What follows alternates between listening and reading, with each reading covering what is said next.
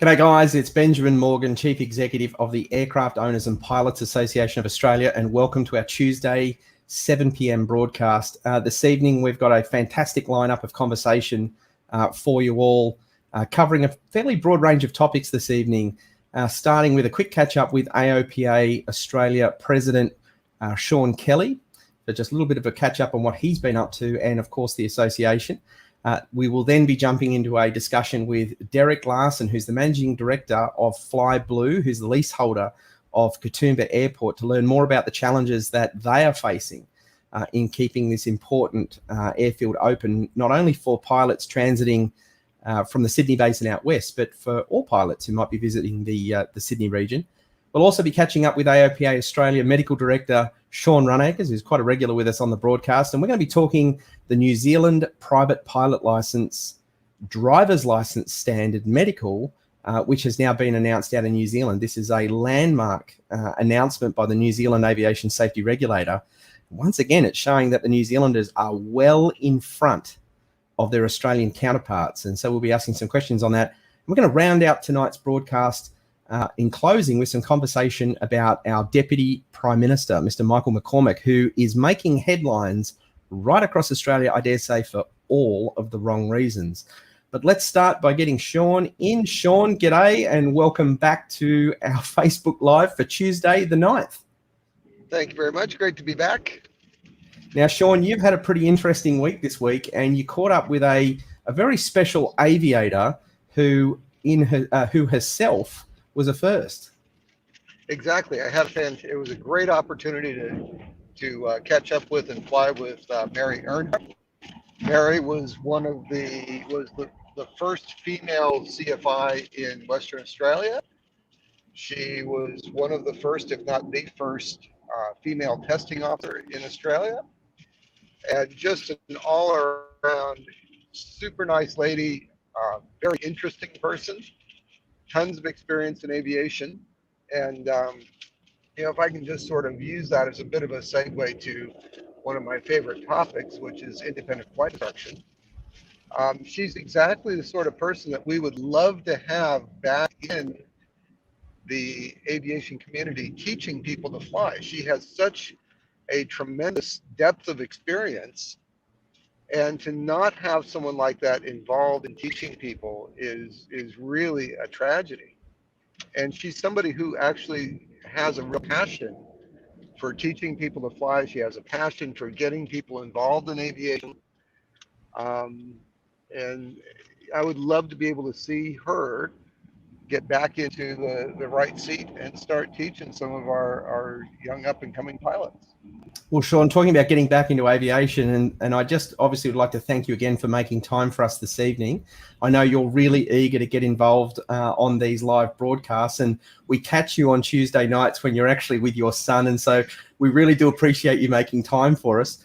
Shawn, not many, or probably quite a few, but not all of our members would be aware that you run a fantastic seaplane business up in Queensland. Maybe just give us a bit of a quick overview of that, and I'm going to take it somewhere. All right. Yep. I operate a seaplane adventure flight business under the Australian Warbirds Association up here in the Sunshine Coast in Queensland. We operate a Wilga 80 on floats. She's the only Wilga 80 on floats in Australia, and as near as I can tell, probably the only one in the Southern Hemisphere. So really awesome aircraft, really unusual looking, lovely airplane to fly, and just one of the best things about it is that it's sort of an aircraft in the wild, in that we're operating off of the riverbank there in Maroochydore, as opposed to operating out of an airport with fences and barbed wire and everything else. So we have an opportunity to have young people and older people as well. But especially we have so many kids that are walking down the path there at the river with their parents. And they see the airplane and they go, "Wow, mommy, daddy, look, there's an airplane on the water." And well, Shawn, I think I said that when I saw Willie for the first time myself. That's right. But the great thing is that it gives us, if we're not busy, it gives me an opportunity to let those kids come up and have a close look at the airplane, climb up inside, and hopefully sort of spark that interest and that dream of becoming a pilot. Well, where I was going with that is Shawn has this incredibly unique business in which he gets to send me these wonderful photographs of him relaxed on the beachfront with his beautiful Wilga parked on its floats as he's giving passengers just incredible experiences and igniting the flame in many cases of young people in aviation. Shawn, we all understand this. It's absolutely vital that we get more young people involved in aviation. We get them excited into aviation. And so aviation medicals and the ability for people to get a really simple, fast and streamlined medical is critical in creating the pathways to make aviation work and to work on a much larger scale. Unfortunately, you're not going to be able to hang with us for the bulk of this evening's conversation, but the New Zealand UK Civil Aviation Authority has announced this week that they're introducing a private pilot driver's license medical standard that will no doubt revolutionise access to general aviation in their country. How critical is it that the Civil Aviation Safety Authority now end the delay and move forward rapidly to adopt a similar, if not identical, driver's license medical system here for private pilots across Australia? I think it's absolutely essential. And you know, the more barriers we can remove to entry to aviation, the better, as long as we preserve safety. And I think that's really critical that people understand, is that none of us are advocating for things that we believe will decrease safety in aviation. But, you know, realistically, and I'm sure there are some people that might disagree with this, but realistically, I am much more of a danger to myself and others driving up the Bruce Highway at night if I suddenly have a heart attack and veer into the oncoming lane and hit a B double coming the other way. That's significantly more of a risk than if I was to have a heart attack when I was as a private pilot flying a single engine airplane. You know, worst case scenario, you would endanger yourself, but that's about it. You're not going to be taking out a lot of I'm not sure what the word is I'm looking for, but people that aren't actively involved in what you're doing. Well, look, Shawn, no doubt there's going to be plenty of discussion that takes place over the coming, plenty of discussion that will take place over the coming week about this private pilot license, driver's license, medical standard that's now been delivered in New Zealand. We will obviously be putting some editorial and some opinions on this. We'll be hearing a little bit later in the program from Dr. Shawn Runacres, who's the AOPA Medical Director. But going back to our earlier conversation, we'll also be publishing a story in the coming days on Mary, who you had the opportunity to take flying in Willie, the float plane Wilga. And so, Shawn, thank you so much for making time for us this evening, and we will be certain to have you back again next week to cover off some more discussions. Excellent. Thanks for having me on. It's great to be on again, and keep up the good work. Thanks, Shawn. Thanks, no Ben. problem See at ya. all. Okay, so our next guest joins us to discuss some pretty important stuff around the future of Katoomba Airport, which is located in the Sydney Basin up in the Blue Mountains. So our guest is Derek Larsen. Derek is the Managing Director of FlyBlue, leaseholder of the Katoomba Airfield, and no stranger is he to the difficulty and complexity of government bureaucracy. Welcome, Derek. Thank you, Ben, and thank you to all of your listeners as well. Look forward to chatting. No problem at all.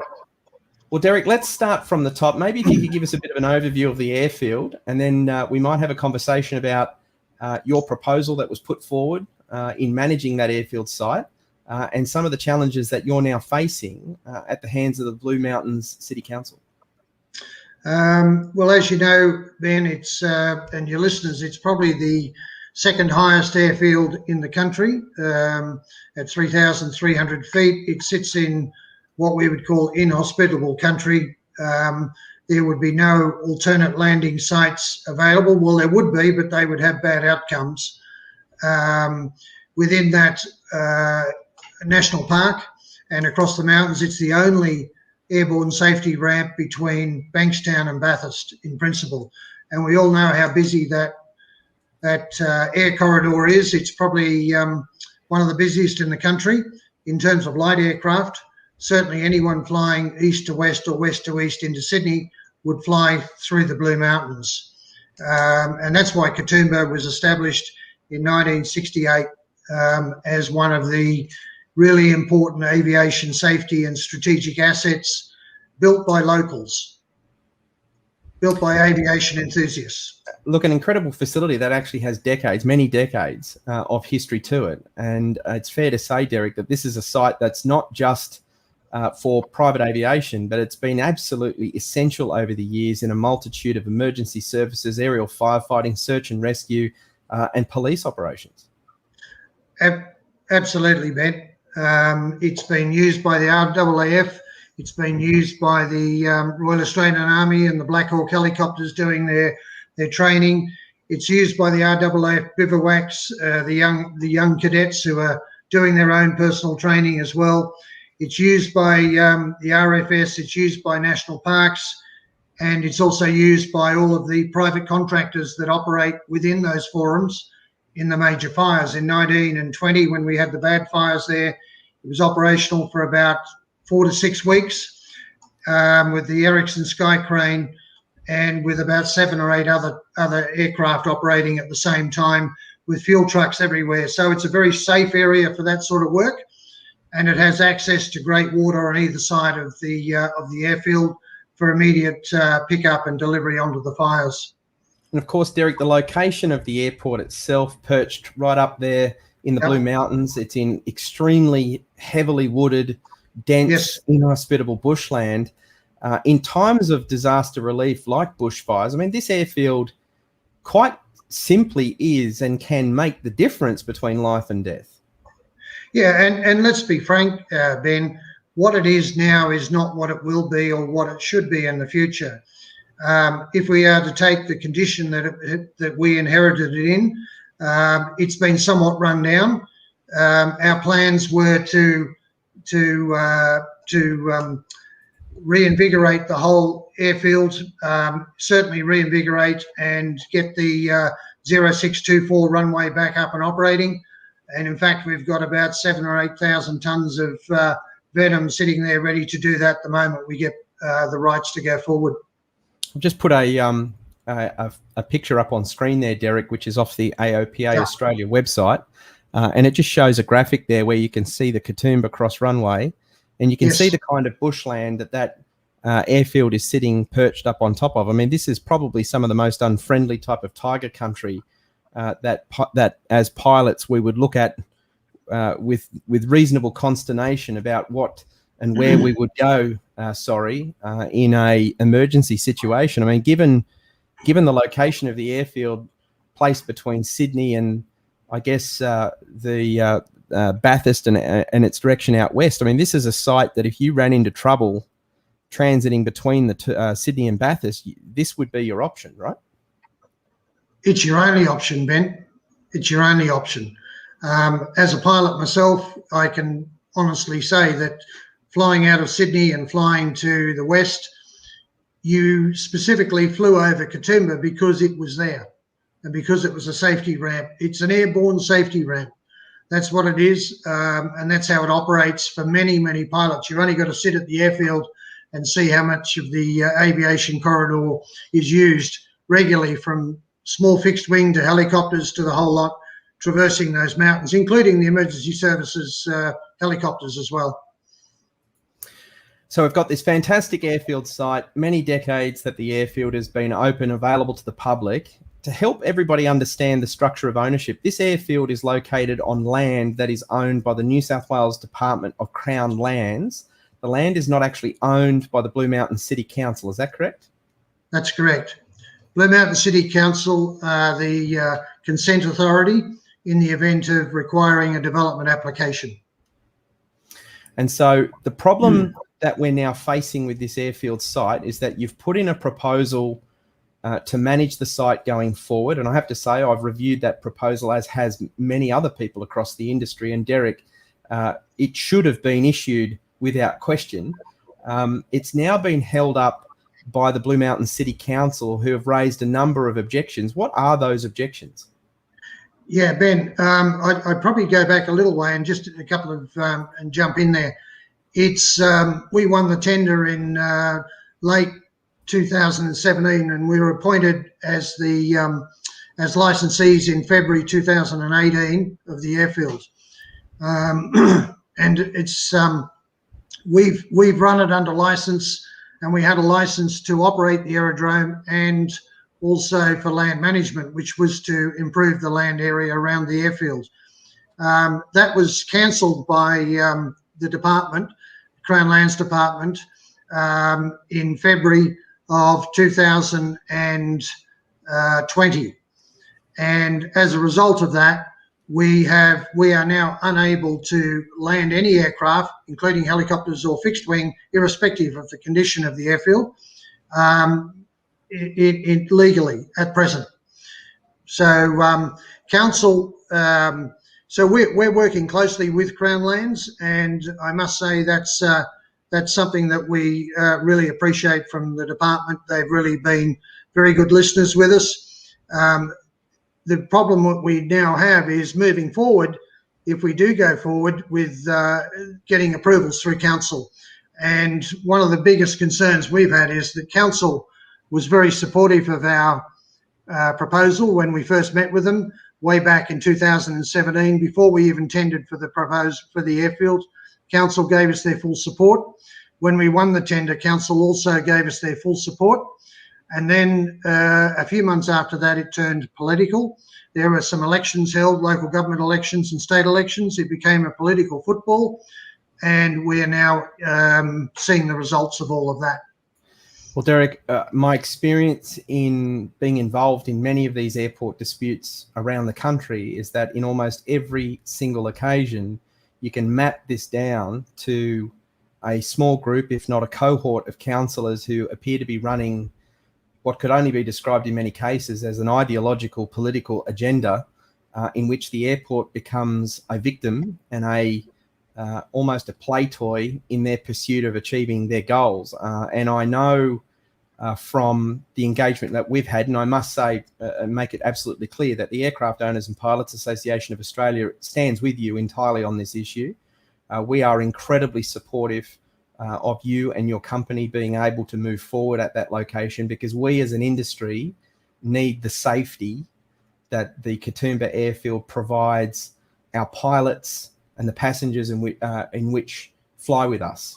And for those Correct. pilots that are operating across that western pathway between the Bankstown Airport and out towards our Bathurst and beyond, this is a location that if you were to suffer an in-flight emergency or an engine failure, you have some pretty extremely limited options out that way. And the prospect of attempting to perform an emergency landing in that dense bushland, I think it's fair to say that we all know where the probability of outcome will lay. And so I was quite astounded in this past few weeks to learn that we have council representatives making claims to the New South Wales Department of Crown Lands that the airport is of no significance to aviation and that pilots could, quote, simply go elsewhere. Yeah, I think it's part of the challenges that we face in the industry, Ben. The first biggest battle we have at the moment is to stop being ignored. And I think that that's a really big issue in the industry, as we are being ignored. And I think there's a great lack of knowledge, respect and understanding of aviation. The simple fact of life is that this airfield is a key strategic asset for aviation, and particularly for general aviation, but particularly for the local community and the broader community. And what I think is we're struggling with is that local governments and indeed state governments have a responsibility not only to their local community and citizens, but to those citizens and community members that both visit and pass through their communities. And that applies to aviation, it applies to aeroplanes, it applies to boats, it applies to motor vehicles and trucks, whatever it is that you're driving as a mode of transport or in as a mode of transport. That council and local government and state government are all responsible for the well-being and safety of the citizens that travel through that area. And I think that's lost on many of these governments in the fact that they see aviation as an elitist sport or an elitist thing. You can only fly in a helicopter or a fixed wing plane if you're wealthy. And we all know that that's not the truth. It applies across the board to everyone in the industry. Mums, dads, grandparents, the whole lot, rich and poor, all want to fly. And the simple fact is that it's not elitist. It is for everyone.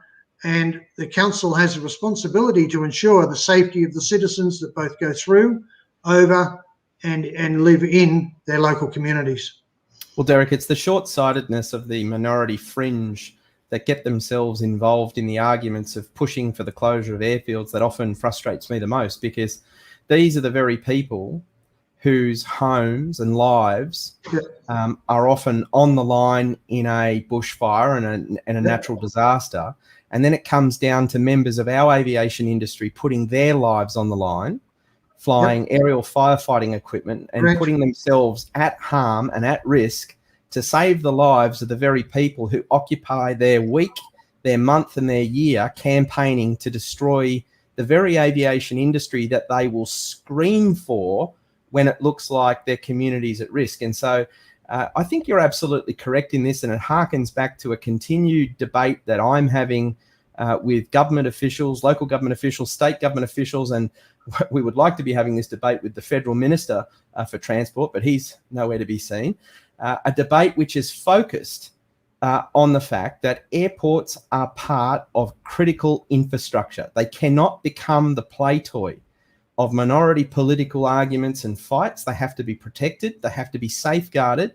And we need a government to understand that they are as essential. A mile of runway is as essential as 1,000 kilometres of freeway connecting cities and regional townships. And they are a legitimate, legal form of transport as well. So, I always maintain that 99.9% of pilots do the right thing, in the same way that 99.9% of motor vehicle drivers do the right thing. And we know, and you know, in your organisation, which has been very supportive, and we thank you for it, Ben. This is about, we're talking about an airfield that is simply cannot be lost, because if it is lost, it will never be recovered. This airfield will never come back. If it's lost, absolutely correct there, into Derek. the national park, if council has its way and these things are handed back into the national parks, etc., then it will never be recovered. There will never be another one. And I think it's crucial. We should have a conversation about what we need to do to advance this discussion in terms of what we can do as industry. We took some extra steps this week. I'll start with what we've done in the last 48 hours. We've issued an invitation to council staff and also to the councillors of the Blue Mountain City Council to come out to Bankstown Airport and to take a flight in an aircraft with a highly qualified flight instructor. And for those representatives who doubt how important that airport is to our aviation industry, and in order for them to understand the significance of that airport to the aviation industry, I've invited them to come out and do a flight at no cost. We'll cover those expenses. And for them to participate in a simulated engine failure, and for them to understand how limited their options are and how grave the situation is should the need arise. And hopefully some council members, staff or councillors, anyone who doubts just how important that airfield is, takes us up on that invitation, because until they actually put their backsides in an aircraft and they actually experience it firsthand to realise that the lives of the pilot or pilots and the lives of the passenger or passengers on board the aircraft are at risk in an emergency, and that airfield can make the difference, I think that they'll continue to make what, in my opinion, is some pretty wild, uneducated and unqualified assertions. But outside of the letter that we've sent, we also need the aviation industry to play a role and to play a hand here. And we would like to see pilots and aircraft owners and aviation businesses and people from right across the country send in letters of support to the Blue Mountain City Council outlining how important the airport is to them and to their industry. And we couldn't agree more, Ben. I think it's the silent majority that has to speak. And I think if we go back through the consultation process that we've been involved in, there were 1,300 submissions against the airfield. There are 78 to 80,000 people that live in the Blue Mountains, of which 1,300 opposed it. And I think that you've got to sit down and say 90% of people would take the view that if they didn't oppose it, they therefore were either ambivalent or were in support. And that is a simple fact. So from our viewpoint, what you've just said is perfect.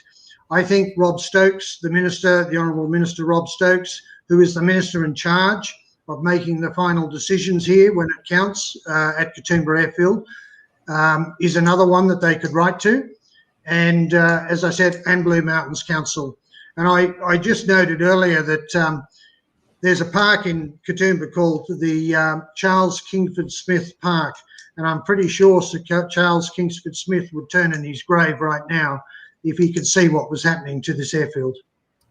Well, Derek, keep up the good fight. We're with you 150% on the issue, and we'll do whatever we can do to advocate for a strong future for Katoomba Airport. Following tonight's broadcast, what I will do is I'll put a post up on the AOPA Australia Facebook page and also our website with some information on how people can reach out to the council and also some recommendations of the type of letter you should send. And I certainly would encourage people from across the aviation industry. I'll just add this webpage in. We recently, obviously, responding to the ban on the aircraft camping at Birdsville, which is another issue entirely. But look, we've had 2,715 people sign a letter or a petition of support for the Birdsville races to keep that aircraft camping happening at that airport. We need to see similar numbers, Derek, getting behind what's happening here at Katoomba, because Katoomba Airfield is not just an airfield for Katoomba. It's an airfield for the nation. It's an airfield for every recreational, sport, general aviation and commercial pilot in this country. We're a brotherhood, sisterhood and a brotherhood. We need to stick together on these issues. We need to unite on these issues and come together and show solidarity, because it's the only way that we're able to send a clear message. And so it needs to be an all for one, a one for all effort here. And we'll try and do our best over the coming weeks, Derek, to stir that up and see if we can't get some more action from people within the community. And Ben, I would say you've been doing a great job, and it's up to the members of AOPA, like myself and others, to put our pen to paper now and start to do the hard yards as well. Not leave it to yourself and to the organisation, but as members, we need to stand up and start to write those letters. And as I said in the past, I think we've sort of sat back and been a little bit lackadaisical and allowed others to do it. But this time around, we need to do it. Well, Derek, it's always a pleasure to have a conversation with you, number one. It's been an absolute pleasure to have you join us for the first time on one of our live broadcasts. And what I hope is that we can have you join us again in the not too distant future, where we can announce that the lease situation has been resolved and that the future of Katoomba has been secured and that works are in and underway, so that we can start to see aircraft going back in and out of that location. I really do wish you, your business and your family all the best with it. And we're going to continue to work as hard as we can. Thanks, Ben, and thanks to all. Thank you. Thank you, mate. No problem at all. Okay.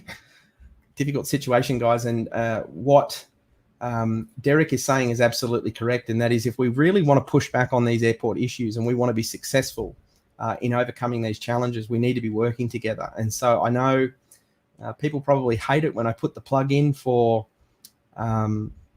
people to join AOPA Australia, but I'm going to say it again. If you're not a member of AOPA Australia, you need to be joining the association, giving us your support.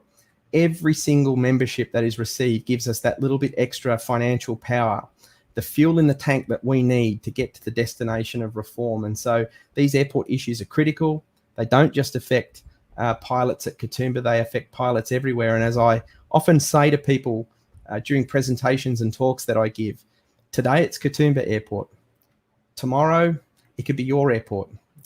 Just like it was a problem on the Central Coast, and a huge amount of effort has had to go into resolving that situation. And I hate to say that there are still moves afoot on the Central Coast that could be a grave risk for the future of Warnervale Central Coast Airport. You never know when it's going to happen in your own backyard. And in the 5 years that I've been part of AOPA Australia, I have participated. I've lost count in the number of airport locations in which we've been involved, helping local pilots and aircraft owners and businesses. So, it's an all for one for all kind of effort. Do get behind AOPA. We need that support. And thank you to everyone who's been posting comments. I really haven't had a chance to respond to a whole stack of them, but I'll try and get to some of them before the end of the program. Okay, joining me next is none other than AOPA Medical Director, Dr. Shawn Runacres. Shawn, welcome back to the broadcast. Yeah, good evening. How are you, Ben? I'm really well, mate. Thank you so much for making time for us again.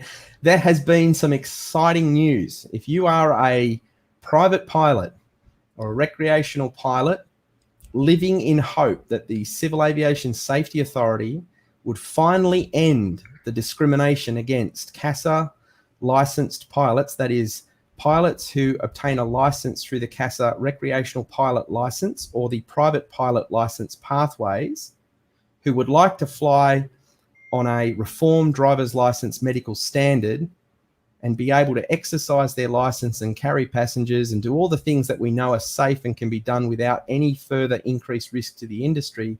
We may have just gotten a step closer with the New Zealand Civil Aviation Authority announcing the introduction of its private pilot license, driver's license standard on the 5th of March. Shawn, have you had a chance to read through this? Yeah, I have. And, ask me to say 6 because I tell you the Kiwis are leading. Look, it looks very good. I've done a wee comparison of it. It is a far better system than we've got.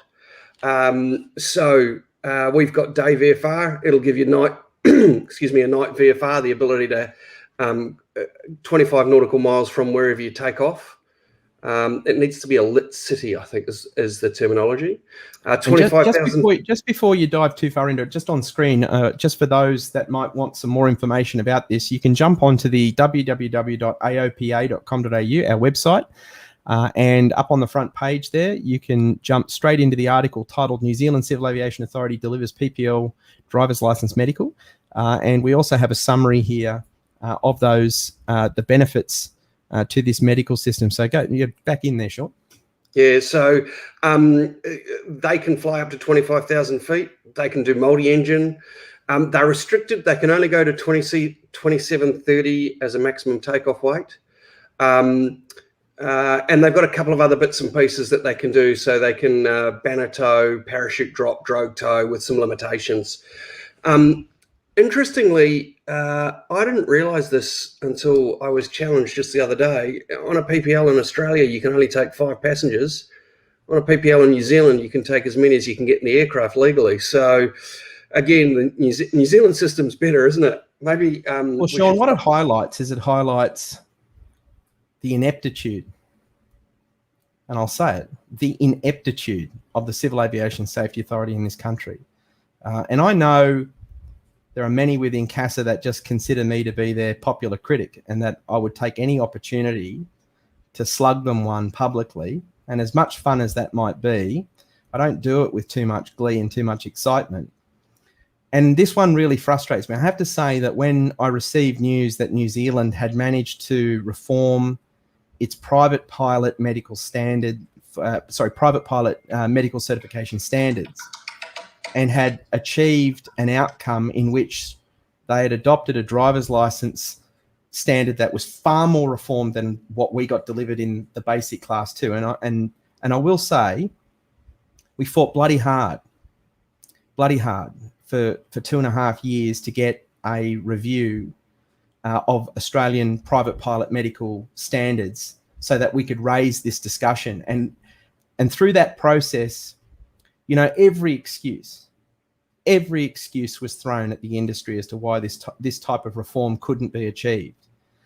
And yet all the while CASA has withheld a proper, reformed, streamlined, affordable, usable medical standard from private pilots, they've engaged in economic regulation by allowing the RAOs to issue a self-certified medical based on their assertion that the risk of allowing a private pilot or a recreational pilot under the government managed and regulated industry was higher than allowing a pilot trained and licensed to a private company standard, flying aircraft built to the industry's lowest standard, that somehow private pilots and recreational pilots flying certified general aviation airplanes was such a higher risk that they could justify withholding that medical reform. I think it's criminal. It is disgraceful. It is one of the most woeful displays of either their contempt for general aviation or their ineptitude as an organisation. And I can see you're sitting there going, Jesus, Ben, hold up. And I would like to hold up, except we have expended as an industry years of member resources fighting for these sensible reforms. We've attended Senate inquiry after Senate inquiry to fight for these reforms, and they have obstructed and they have refused to do what was sensible and what was safe and what was needed by this industry to move aviation forward. And they've delayed the process, Shawn. They've wasted 3.5 years, and we've watched aviation decline for 3.5 years longer than what has been necessary because of what? What's the excuse? And I would love to see what that excuse is. In fact, we asked time and time again, what is the safety case?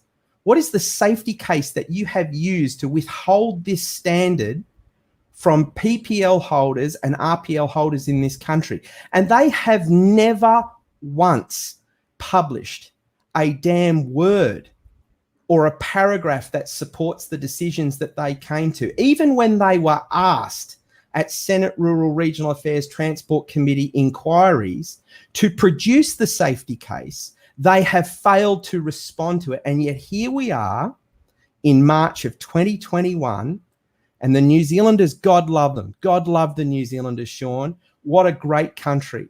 What a great country that their Civil Aviation Authority has come out saying that we worked closely with industry. We listened to what the industry needed. We listened to what the industry wanted. We're working to create affordable pathways. We're working to invigorate our aviation industry. And yet the disgrace that exists in Canberra on the other side of the Tasman, where they have fought us, they have literally fought us hand, tooth and nail in opposing to deliver reforms that are sensible, that are viable, and that are meaningful in creating a pathway forward for our industry. It is just criminal what they have done to aviation. So I'm pretty upset about it, Shawn. Yeah, I can. And this is why I'm here with the AOPA, because I love your passion, Ben. Look, the little bits and pieces that I've heard over the last few years from CASA, and I need to maintain the relationship. You keep going with the rage. I need to keep the relationship going to some degree. But they've said it can't be done. They said colour vision couldn't be addressed. They've said that meaningful reform of the medical system couldn't be done. And New Zealand have just walked in and done it both times. I mean, it's clearly possible. And, I've heard people say, well, let's bring in the FAA system in. Yeah, sure, let's bring in the FAA system. Let's bring in the New Zealand system. Let's bring in a system that works. Well, Shawn, it raises question. There are so many questions it raises for me. It raises the question to me is how many million has CASA wasted in the last 3.5 years avoiding making this decision? How many million? How many millions has it cost the Australian aviation industry from being denied and withheld this medical stand? And I'm going to break this to the Australian public. Here it is. Here's the truth. The reason you don't have a driver's license self-certification medical standard in Australia for private pilots and for recreational pilots, you ready for this? It's because CASA are looking after their mates at the RAOs. They're busy bastardising Australia's safety regulations and creating economic regulations to build a business environment for the RAOs that would not exist if the damn regulator did its job. Now, I know I get pretty upset about this, and I've got a good reason to be upset about it. They have discriminated private pilots and they have discriminated recreational pilots in this country for no other reason than they were looking after their mates at the RAOs to guarantee them a business income, to stand up self-administration in this country where it does not have a business case to exist. And I know this is controversial, and I know straight away the hate brigade are going to start dumping and trolling on me by the time this video finishes. How dare you, Ben Morgan, speak the truth? The reason we don't have a self-certification driver's license medical standard in this country is CASA were too frightened that if they delivered it, pilots would want to use their private pilot's licenses, they'd want to fly certified aeroplanes, and it would totally undo this garbage of self-administration in this country. Because without that economic regulation, without that protectionism in place, it wouldn't exist. It wouldn't exist. And just consider this as well. If thousands of people return to flying their certified aeroplanes because they want to put 2 or 3 passengers in the aircraft and they want to go somewhere, imagine the growth that it injects back into GA. All of a sudden, GA flight training, GA maintenance companies, GA aircraft ownership becomes viable again. That's no good. We can't have that. That's not going to help them with their ideological game that they've been playing. And I know that it's controversial, and I know that there are people who will jump on the bandwagon and say, oh, stuff you, Ben Morgan. But it's the truth. Just because you don't like what you're hearing doesn't mean it's not true. Shawn. No, absolutely. I mean, we've got a problem in aviation in Australia. I mean, I've just done a back of the envelope calculation. If everybody who needed a class 2 could get a driver's license 1, based on the fact that CASA does about 30,000 medicals a year and 30% of them are class 2, is $2.5 million that could be poured into a gas tank somewhere rather than into, it's so much better. I mean, the story that you told about the airstrip is Katoomba, if I said it right? Yep. Just everywhere we go, we are absolutely being hammered from an aviation point of view around Australia. And other countries seem to have their hand on it better.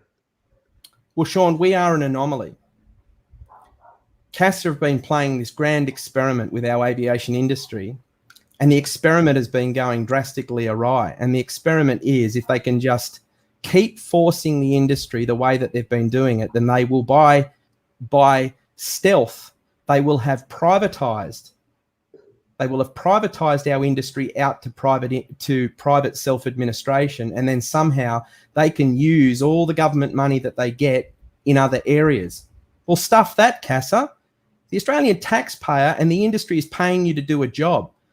It should not be so complicated for you to actually do the job that you're required to do under the Act, which is, if something is safe, you promulgate it into regulation. And if it is unsafe, you ensure that pilots and aircraft owners can't do it. And so I've been asking this question for 5 years. CASA, is it safe for pilots to fly on a driver's license? Yes or no? Well, clearly it is, Shawn, because 10,000 pilots are exercising that right within the RAOs.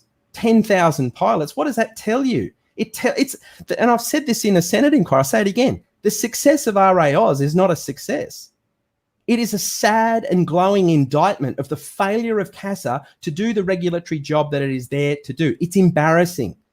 It's embarrassing that a major government regulator, such as the Civil Aviation Safety Authority, has allowed its regulatory functions to become so corrupted that there's no integrity left in what they're doing. And it is corrupted. Mark my words, it is corrupted. Because if it were not corrupted, you would not have a situation where a national safety regulator is telling an industry that the pilots trained to the lowest possible standard, flying aircraft built to the industry and world's lowest standard, are a higher risk to be flying around on a self-declared medical than pilots trained to the highest standard in aircraft certified to the highest standard. It's nuts. And I recently spoke with some experts in the field of risk assessment, and I've said to them, I'd like to get a professional risk assessment undertaken on this issue because I want to demonstrate that we are absolutely correct in what they're saying. And they're saying, Ben, you've nailed it.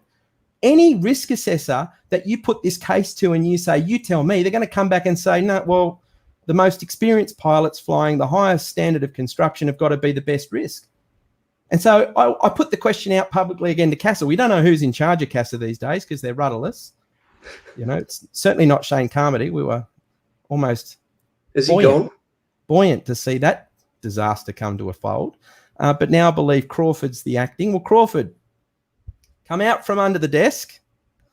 Come out from under the desk. Let's have a conversation. Why don't you, Crawford, come out and join us on this broadcast and bring the safety case with you and give us a direct explanation to the Australian people and the aviation industry. We'd like to see the whites of your eyes and explain to all of us how the New Zealand government and the safety regulator were able to come to the determination that it's safe and it can be done, and yet CASA in this country still can't get it done. So I'd love to see that one done. So I do apologise, Shawn, if I'm a little bit wound up on the issue. But I just think that taking advantage of our industry like this time and time again, it needs to stop. And realistically, you know, what it's showing, my God, the government's asleep at the wheel, and probably ties into our next discussion, Shawn, which is just some reflection on headline news, which has been circulating today about our Deputy Prime Minister, our Minister for Aviation, our Transport Minister, Michael McCormack. Where is he? Well, I can't answer that. I know there's a lot of pressure building up on him. I know that somebody's who's long gone from politics has stuck his hand up and is coming back in, or trying to come back in. Well, Shawn, I'm blown away today, blown away by the headlines that are circulating. I mean, Alan Jones on Sky News is now salivating at the discussion. And this really ties in because our aviation industry is managed by a minister. And it just so happens that in Australia, the Deputy Prime Minister, who is the leader of the National Party, holds the transport and infrastructure portfolio. And so Michael McCormack is responsible for aviation. And listening to Alan talk about the concerns that have been put across, not just by the political pundits, but by representatives in other industries that are all basically saying, where's Michael? Where are you, Michael? Where are you, mate? Are you the aviation minister? Because if you're the aviation minister, where have you been? Are you watching what's been going on in your aviation industry? Because I can't believe that a minister responsible for a portfolio like aviation, who has been, by the way, just on this medical issue, he's been in receipt of enormous levels of correspondence on all of this stuff. He knows damn well what's been going on. And I would love to be sitting in his office right now saying, well, Michael, were you lied to? Michael, were you lied to by CASA? Did they mislead you? Did they tell you we couldn't do these things? Did they make up a fib? Did they give you some kind of story about the boogeyman risk, about why they couldn't deliver a medical reform and how, Minister, you know, we've got this right. Industry's wrong. Ben Morgan's wrong. General aviation are wrong, Minister. I'd love to see the look on his face now and ask him to explain, well, if they were so right, how did the New Zealanders just do this? And does that not mean that the crap that you were probably told was exactly that? It was crap? Yeah, I'm not really over this topic as much as I'd like to be yet. You know, that'll be tomorrow's 3 o'clock in the morning newspaper reading. But or Shawn's there he wants to climb under the desk right now. No, I'm doing okay. Look, you know, there has been an absence, and I don't think it's just Michael McCormack. There's been an absence by the aviation minister for a long time, whoever that's been. You know, and again, I slip it in there quietly, you know, and I didn't get any photos, but you should see the construction that's gone on at Moorabbin Airport. Well, how did that get through? Well, got signed off by the minister's office, Shawn. That's what happened. And this is where the Australian people need to be a wake up. We've got, you know what? We almost need to start a campaign, which we should label Stop the Bullshit. Right? And I'm deadly serious. We should start a campaign called Stop the Bullshit, because I think that on the whole, so many of us in the aviation industry, and I think quite external to the aviation industry, we're getting pretty fed up with it. Yeah. Do they really take us to be fools? Do they really think we're that dumb that we don't know what's going on? Because the thing that you can't explain away here is our Minister for Aviation, whether it's Michael McCormack, that wonderful poster child, Darren Chester, and a litany of others. And let's face it, this is not just a failure on the Liberal National side. This has been a failure of Labor and Liberal national governments. They have both squandered Australian opportunity. They have squandered Australian jobs. They have squandered Australian innovation. They have literally abandoned the aviation industry over the last 30 to 40 years, turned their back because why? Maybe we're not enough votes. Are we not big enough? We don't quite warrant their attention. But regardless, it's been this horrific train wreck of watching minister after minister sign approvals for all these airport developments that have done nothing but displace aviation and encourage non-aviation development that then drives up the cost of aviation land even further. And then they sit back and they say, oh, but it's a free market issue and I'm not going to involve myself in it because we privatised it to them and we allowed them to do it. Well, when you rent your house to someone and they start destroying it, what do you do? Yeah.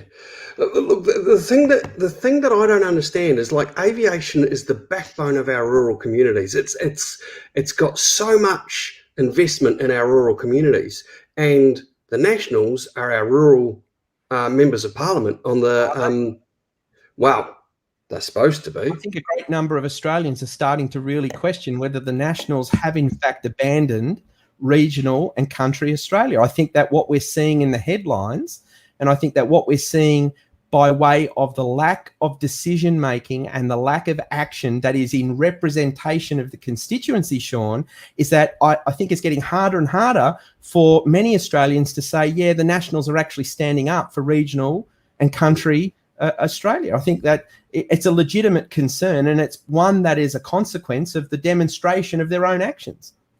Yeah, I would agree with that. I mean, we've had a couple of interesting rural elections over the last, 2 or 3 election cycles in rural Victoria, and some pretty heavy hitters have been from the Liberal Party have been knocked out by independents because the rural community are getting fed up with it. Well, obviously, it's no doubt that the independent is going to become more interesting moving forward. And what I can see, I think what any ordinary person can see is that more and more independent senators, more and more independent MPs are going to rise because there is a vacuum of leadership and there's a vacuum of decision making. And I had lunch today with a aviation colleague who was saying, who works in another industry entirely. They're saying, Ben, everything that is going on in aviation is going on in their industry as well. This is a problem which is overtaken government on the whole. I think government has become a largesse. Government has become uncontrollable. Bureaucracies have become more powerful than the politicians who are apparently our elected officials sent to Canberra to see to it that the Australian nation has the kind of infrastructure and society that we would like to see it have.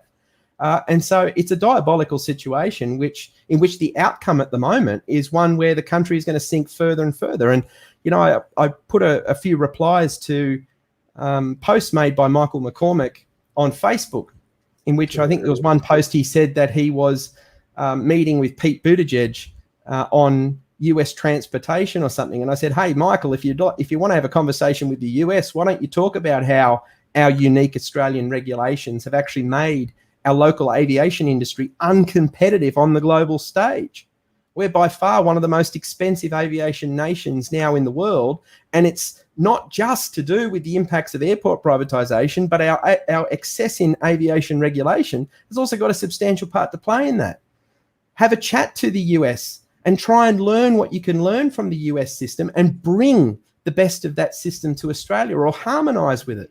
Just like the New Zealanders are doing right now with their medical standards. And one of the big key watermarks in that new medical standard, Shawn, is that they are moving to create an ICAO recognised footprint which will allow New Zealanders to travel to other nations and exercise their medical and exercise their licence. Isn't this something that Australia, hey, we're supposedly bigger than New Zealand, are we not? We're a bigger country. And yet we can't do these things. Sure. Look, mate, it's a crazy situation. I think it's made even crazier by the fact that we have a leader, a minister responsible for aviation who's nowhere to be seen. I'd love Michael to come out tomorrow and get fired up on some aviation issues and actually start a debate and to start some real conversation. Come out from under the desk, Mr. Deputy Prime Minister. Come out from under the desk. Let's start having some real meaningful engagement on aviation issues, some real debate.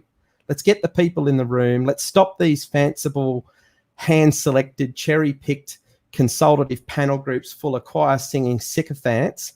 And let's start getting some of your biggest critics in the room, and let's start understanding the concerns that are actually holding our industry up, because that's how you advance a nation. That's how you nation build. Your nation build by taking control and listening to all the voices and actually producing a result. Shawn, thanks so much for joining us. It was a pretty heated conversation tonight, and you're going away to have a stiff scotch and probably to send me an email saying, I hope I've still got a job in aviation at the end of it. As usual, we're at the bleeding edge of opinion on many of these topics. For those of you that joined us for tonight's broadcast, thank you so much. We do appreciate it. And also for putting your comments out there. And for anyone that will be viewing this broadcast after it's gone live, feel free to put any comments and questions. We'll do our best to follow up after the broadcast and get back to you. Thank you very much, Shawn. Cheers. Have a good night. Always great to have Shawn and the gang. We'll be back again next Tuesday, and we'll be catching up with Greg Best. Greg's one of the I think he's a former councillor of the Central Coast Council that's now in administration, to discuss some of the threats that are still at play that may in fact still threaten the very future of the Central Coast Airport. We'll be hearing from Greg on those matters, and hopefully also hearing from him on what he needs to try and help push back on those. Again, that last minute plug, if you like what you are watching and you like the fact that we're standing up for aviation and giving you a voice directly on the issues, if you like the fact that we're out there Monday to Friday seeking to play a role in these airport debates, in helping keep local councils, state and federal governments in check, we need your support. We can't do this without you. We need thousands of pilots from across the aviation industry to join AOPA Australia and become part of our coalition to achieve some significant change. Thank you so much, everybody, for your time, and we look forward to catching up with you guys next week.